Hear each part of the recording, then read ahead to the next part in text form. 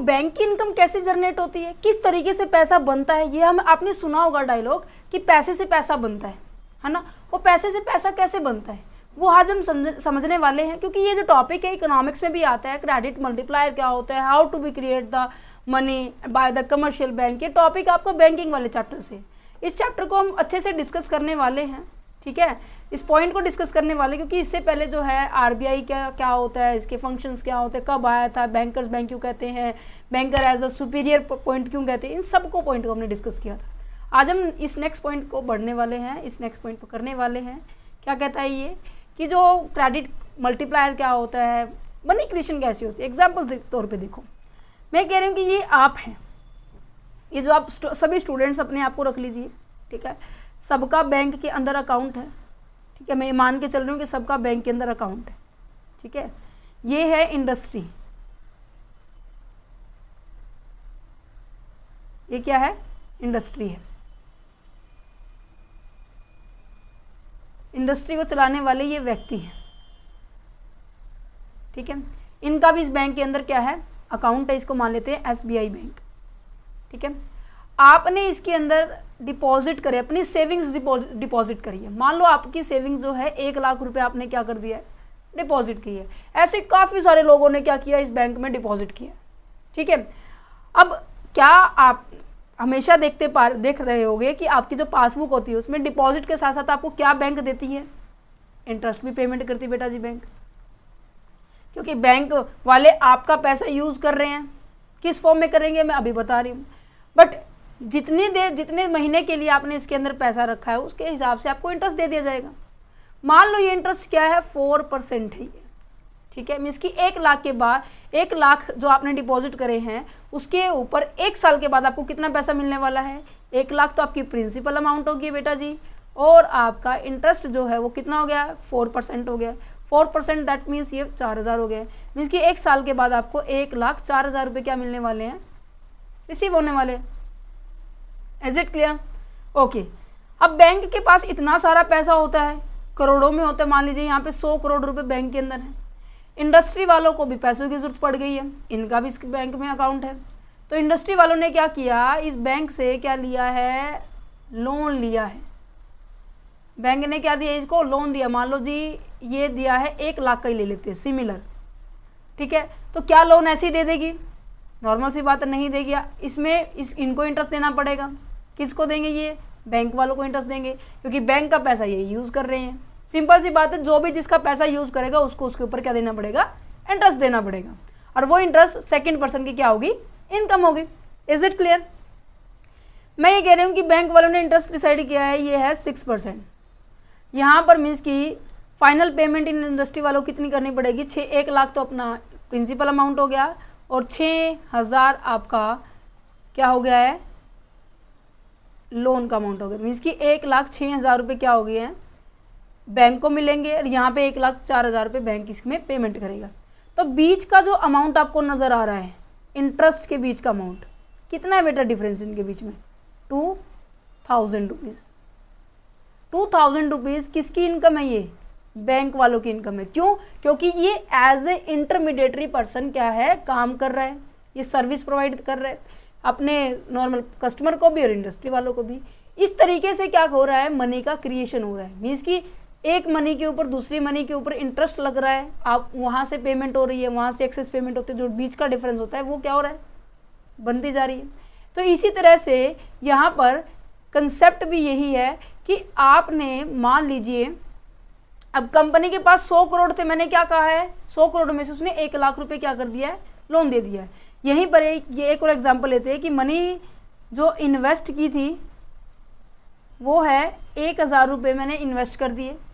ठीक है, ये इस पर्सन ने बैंक में डिपॉजिट करवाए हैं। ठीक है, 1,000 रुपये। क्या बैंक एक के 1,000 रुपये सारा का सारा लोन दे देगी? उसके पास टोटली 1,000 रुपये है कि सारा लोन दे देगी? इम्पॉसिबल है। अगर बैंक के पास 1,000 रुपये है तो जैसे हम भी करते हैं ना कि आपके पास 1,000 रुपये हैं मैं दे दूं, आप मार्केट गए हैं तो आप क्या करेंगे, सोचेंगे कि इसमें से मैं कुछ ना कुछ तो बचाऊं और थोड़ा बहुत मैं बचाऊं और थोड़ा बहुत क्या कर दूं, मैं खर्च कर दूं। मान लो मैंने कहा कि इसके अंदर आपने 20% आपने पैसा बचा लिया और 80% क्या कर दिया, खर्च कर दिया। तो तो इसी तरह से बैंक करती है 20% एज अ रिजर्व रख लेती है, ठीक है, और 80% इन्होंने क्या कर दिया, एज अ लोन दे दिया। Is it clear? तो इसी तरह से देखो फर्स्ट राउंड में तो क्या है, इन्वेस्टमेंट भी यही है, तो डिपॉजिट भी कितनी होगी, 1000 रुपये होगी हमारी, और इसमें से जितना आपने लोन दिया है, मैंने कहा कि 80% मैंने लोन दिया है हर डिपॉजिट अमाउंट के ऊपर, तो क्या है, ये कितना हो जाएगा 800 रुपये जी, और ये कितना हो जाएगा एज ए रिजर्व CRR कितना हो जाएगा बेटा जी, ये हो जाएगा 200 रुपये। समझ पा रहे हैं? चलो जी, इसी तरह से ये प्रोसेस में देखो सारा प्रोसेस करके दिखाती हूँ। इस पर्सन ने बैंक में डिपॉजिट करवाया 1000 रुपये, बैंक ने क्या किया, इस 1000 को 800 में तोड़ दिया और 200 रुपये में तोड़ दिया। ये तो क्या है, लोन की अमाउंट बन गई है, ये क्या है, रिजर्व बन गया है। फिर अगेन इस लोन को आपने क्या कर दिया है, तो नॉर्मल सी बात है ये बैंक में डायरेक्ट डिपॉजिट होगा। यहाँ पर एक कंडीशन याद रखना बेटा जी कि जब हम क्या है, जब कोई पर्सन फर्स्ट टाइम डिपॉजिट करवाते हैं, इसे हम क्या कहते हैं, जब फर्स्ट टाइम डिपॉजिट कराते हैं इसे क्या कहते हैं, प्राइमरी डिपॉजिट। जब फर्स्ट टाइम डिपॉजिट करता है ये कैश में होती है, कैश में होने के बाद ये फिर क्या हो जाती है, डिजिटली हो जाती है बैंक में जाने के बाद। देन उसके बाद कोई भी कैश में ट्रांजैक्शन नहीं होगी, मीन्स कि बैंक जब आगे ट्रांसफ़र करेगा ना लोन एज अ मनी के पॉइंट ऑफ व्यू से, वो कैश में नहीं होगी, वो क्रेडिट में होगी, दैट मीन्स वो विदाउट कैश में होगी, ठीक है। और सीधी एंट्री किसके अंदर करेंगे, बोरोवर्स के अकाउंट में जिसने पैसा लिया है। Is it clear? चलिए जी, अब बैंक के पास यहाँ पे नेक्स्ट पॉइंट आ गया 800 रुपये। अब ये भी बैंक क्या करेगा, 800 में से 80% आप लोन देंगे, 20% आप क्या करेंगे, रिजर्व रखेंगे। 20% कितना आ गया, 160 रुपये, ये कितना आ गया 640 रुपये। फिर ये प्रोसेस अगेन बैंक में डिपॉजिट हुई, ये फिर 80% करेगा, ये 20%। ये प्रोसेस मैम कब तक चलती रहेगी बेटा जी, ये तब तक चलती रहेगी जब आपकी इनिशियल इन्वेस्टमेंट का अमाउंट 1000 था, आपकी CRR के टोटल का अमाउंट, इस टोटल का अमाउंट 1000 नहीं हो जाता, ठीक है। एग्जाम्पल अभी पूरा नहीं हुआ।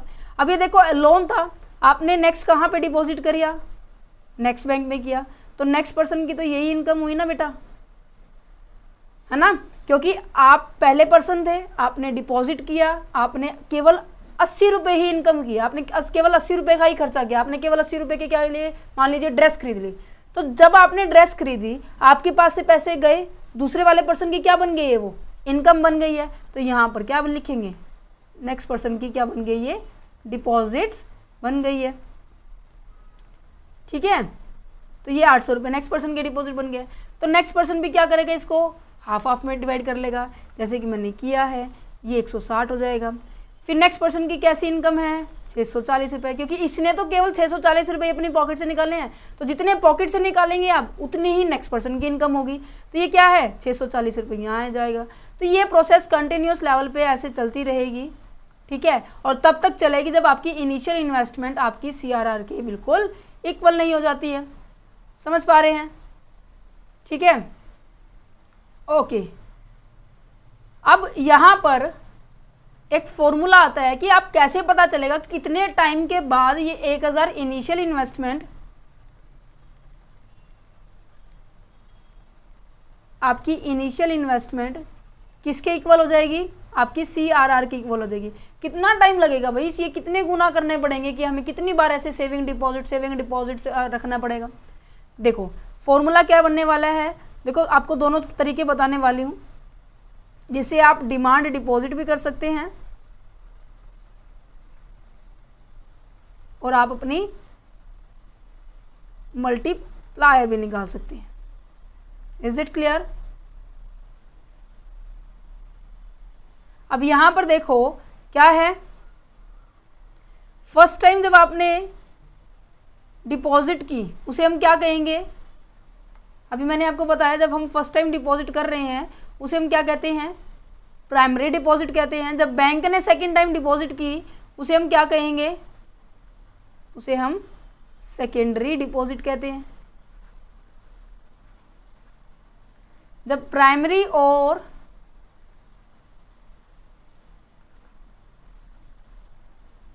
प्राइमरी प्लस के सेकेंडरी को अगर मैं प्लस कर दूं तो इनसे क्या बनेगा, डिमांड डिपॉजिट कहेंगे इसे। Is it clear? समझ में आ रहा है? चलिए जी, अब इसको कैसे निकालेंगे, डिमांड डिपॉजिट की कितनी हो और हमारा मल्टीप्लायर कितनी देर में हमारे पास आएगा।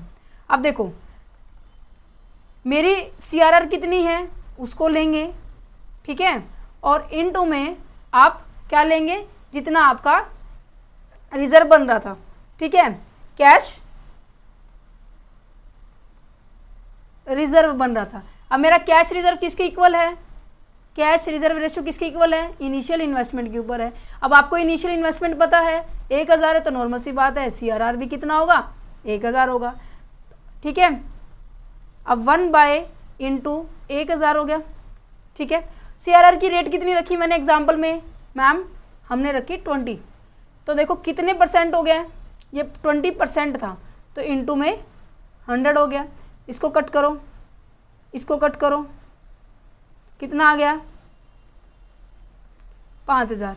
मीन्स कि आपको आपकी जो डिमांड डिपॉजिट कितनी होगी, 5000 रुपये होगी, और 5000 में से कितने पैसा आपका CRR का है, 1000 रुपये का, ठीक है। अगर मैं मल्टीप्लायर की बात करूँ तो 1/CRR कितने टाइम हो गया, देखो 1/20% है, ऊपर आ जाएगा 100, ये कट हो जाएगा, ये आ जाएगा 5। मीन्स कि 5 टाइम आपको आपकी इनिशियल इन्वेस्टमेंट का करना पड़ेगा। देखो मैं करके दिखाती हूँ, यहाँ पे अपना था 1000, कितनी गुना आपको इन्वेस्टमेंट करनी पड़ेगी, 5000 आपकी डिमांड डिपॉजिट होनी चाहिए, ठीक है, डिपॉजिट्स होनी चाहिए। अब इस डिपॉजिट्स में से 20% आपका CRR है, 80% आपका क्या है, लोन है, तो दैट मीन्स 4000 रुपये अपना लोन है और 1000 रुपये हमारा क्या है, CRR है, हो गया इक्वल। देखो ये जो इनिशियल इन्वेस्टमेंट थी ये आपकी CRR के हमेशा इक्वल होगी। समझ पा रहे हो, समझ पा रहे हो मैं क्या कहना चाह रही हूँ? चलो मैं इसको एक अलग पॉइंट से और करके दिखाती हूँ, एक सेकेंड। देखो हमने क्या किया है कि आपने demand deposit is equal to क्या किया है, 1/CRR इंटू कैश रिजर्व, ठीक है। मैंने कहा कि जो मेरी CRR जो है इनिशियल, एक अलग एग्जांपल चल रहा है बेटा, ये इनिशियल इन्वेस्टमेंट क्या है, साथ साथ बोलो मेरे साथ। मैं कह रही हूँ कि मेरी इनिशियल इन्वेस्टमेंट 2000 रुपये है, तो नॉर्मल सी बात है ये तब तक चलता रहेगा जब अपनी CRR मीन्स की कैश रिजर्व रेशियो का बैलेंस भी क्या रहने वाला है, 2000 रहने वाला है, ठीक है। 1/2000 मैंने कहा कि मेरी CRR कितनी है, रेट कितनी है, 10% है, 10% हो गया। इसको कट करूँ तो मेरे पास कितना आ जाएगा, मीन्स की मेरी जो डिपॉजिट्स है वो कितनी होनी चाहिए, 20,000 होनी चाहिए। अब 20,000 में से भी मैं इसको देखो और सॉल्व करके दिखाती हूँ। अब मेरे पास जो डिमांड डिपॉजिट है वो 20,000 है, तो इसमें से मैं एज ए लोन का परसेंटेज मैंने रखा है कि 90% और जो CRR का रेट मैंने कितना रखा है 10%। अब इसका मैं 90 करूँ तो कितना आएगा 18,000, इसका मैं 10% करूँ तो कितना आएगा 2,000। क्या ये अमाउंट और ये वाली अमाउंट मेरी सेम नहीं नज़र आ रही बेटा? मैंने पहले ही कहा था कि जो इनिशियल इन्वेस्टमेंट है हमेशा CRR की अमाउंट के इक्वल चलेगी और तब तक ये क्या है प्रोसेस एज इट इज चलता रहेगा। तो मैं ये पूछूंगी तो कितनी बार हमें ये प्रोसेस करना पड़ेगा, तो इसका मतलब है हमें मल्टीप्लायर निकालना है। मल्टीप्लायर सीधा CRR से निकलता है। CRR कैसे निकलेगा, मल्टीप्लायर कैसे निकलेगा, CRR कितना है 10 अपॉन में इंटू में 100, ठीक है। तो मीन्स की ये प्रोसेस आपको 10 टाइम्स करनी पड़ेगी। Is it clear? ये छोटा सा कंसेप्ट था आपका मल्टीप्लायर और CRR का। उम्मीद करते हैं ये दोनों कंसेप्ट आपको समझ में आ गए होंगे, ठीक है। ये पूरा एग्जाम्पल भी अच्छे से समझ में आ गया होगा। ये पूरी प्रोसेस लिखी हुई है कि जो CRR जो होता है, जो फर्स्ट टाइम जब कोई पर्सन डिपॉजिट करवाता है उसे प्राइमरी डिपॉजिट कहते हैं, ठीक है। फिर ये क्या है कैश में एक्सेप्ट हो गई है, देन उसके बाद लोन दिया जाएगा। जो सेकंड टाइम आप देंगे तो उसे क्या कहेंगे, सेकेंडरी डिपॉजिट कहेंगे, ठीक है जी। ये deposit as it is continue चलती रहेगी और तब तक चलेगी जब तक ये क्या है इनिशियल डिपॉजिट के बिल्कुल इक्वल नहीं हो जाता कौन, रिजर्व का अमाउंट, ठीक है। ये कंटिन्यूस ऐसे चलती रहेगी, ठीक है जी। अब यहाँ पर देखो ये सारा प्रोसेस एज इट इज़ लिखा हुआ है। जो ये 5 टाइम निकल के आया, 10 टाइम्स निकल के आया क्वेश्चन के अंदर, वो क्या है आपका मल्टीप्लायर निकल के आया। ठीक है, मल्टीप्लायर कैसे निकालते हैं, 1/LRR लीगल रिजर्व रेशो। इस भी एक इसका किसका कम्बिनेशन है, ये SLR प्लस के CRR का कम्बिनेशन है। ये भी आगे पढ़ेंगे हम कि मनी को कंट्रोल कैसे किया जा सकता है, इन्फ्लेशन डिफ्लेशन को कैसे कंट्रोल करेंगे। ठीक है, नेक्स्ट क्या है, ये सारी पॉइंट दिखाए यहाँ पर। ये अजम्पशंस बहुत ज़्यादा इंपॉर्टेंट है। अजम्पशंस क्या कह रही है कि all the receipts and the payment are routed through the bank no the cash form. ये कहते हैं कि सारे रोटेटेड आएगा, ये